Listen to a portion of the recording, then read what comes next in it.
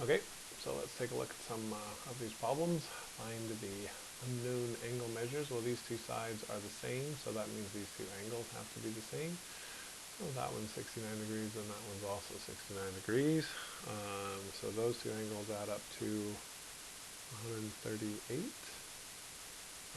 which means that if I subtract that from 180, I have 42 degrees left for that vertex angle. Okay, this time they give us the vertex angle, and we have to find the base angles. So 180 minus 77 is 103. Uh-oh, decimals, divide that by 2 for this, and these are both going to be 51.5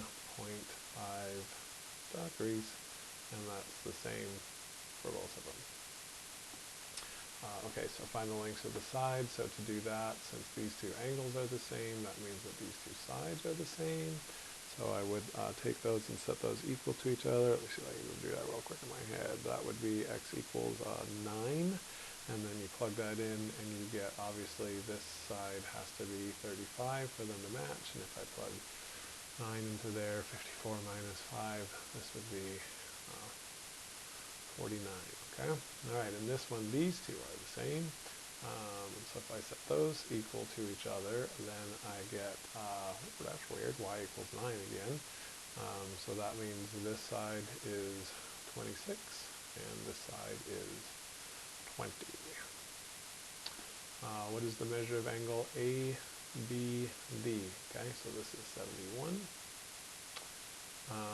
These two are congruent. That adds up to 142, so that means I've got 38 degrees for all of angle B, which means this little guy here is 19 degrees.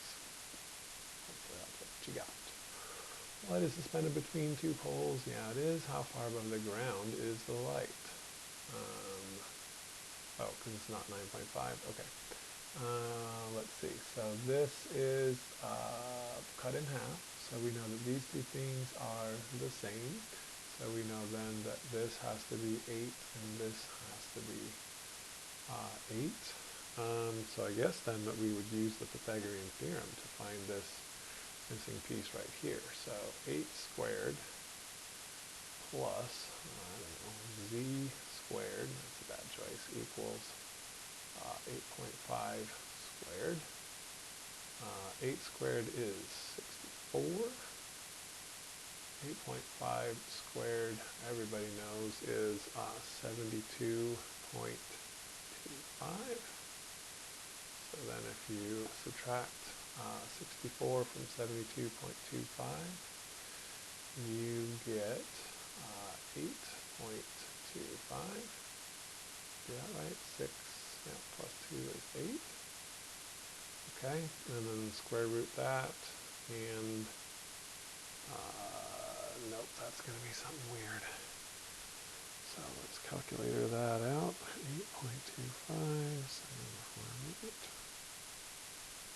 Yeah, that's not how you do that. Second square root, 8.25. 2.87. Possible that mistakes were made there.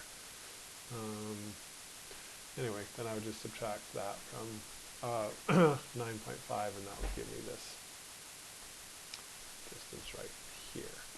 Oh, but it does say round to the nearest tenth of a foot, so maybe we are expecting a decimal. So z would be in that case 2.9, and then 9.5 minus 2.9 is 6.6 feet.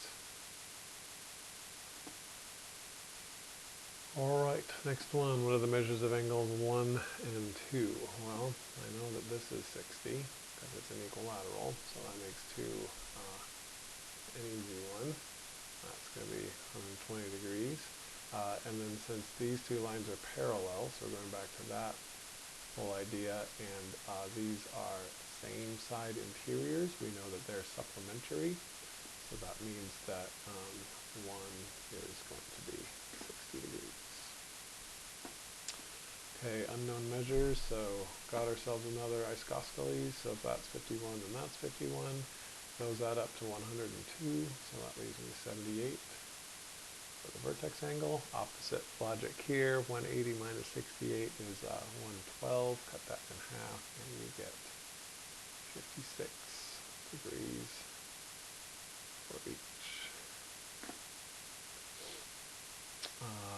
Okay, for this one, it looks like since these two base angles are the same, these two angles are the same, so let's see, what is that? 32 divided by 4, x would equal 8. And then you can plug that in and get, of course, 20 there to make a match, and 24 plus 5 is 29. And this one, these two are the same, so 6x equals 42, so I believe that that means x equals 7. So this is 45, and this is 29.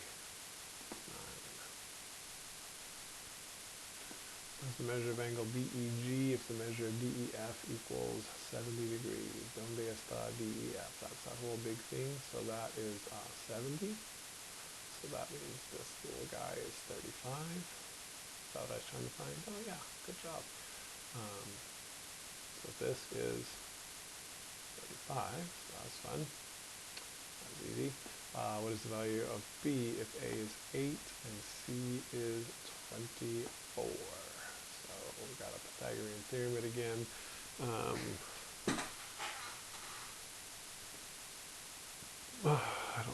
Let's see, is there not an easier?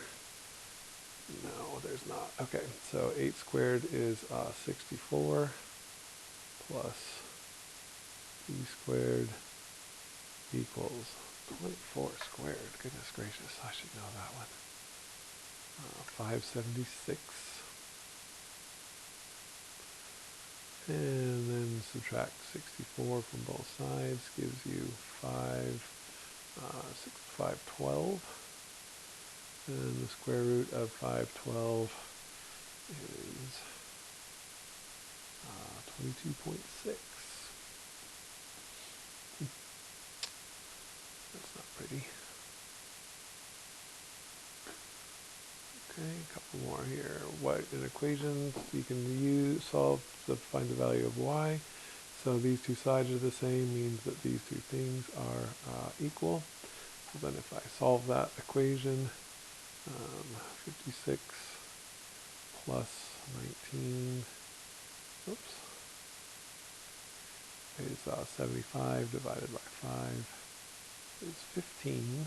Oh, I guess I didn't even need to do that because this is obviously 56 and that's 56, so those add up to 112, so that leaves me 68 degrees for angle K. Okay, and then the last one, if the measure of angle ABC is 114. Okay, so we know that this is 60 because it's an isosceles. Again, there's this temptation to think that these two are going to be the same, but they're not. This is 60, this whole thing is 114, so that means this guy is 54. So what is the measure of angle bad? This one down here. 180 minus 54 is 126, and then cut that in half, and I get 63. Okay, that's all she wrote.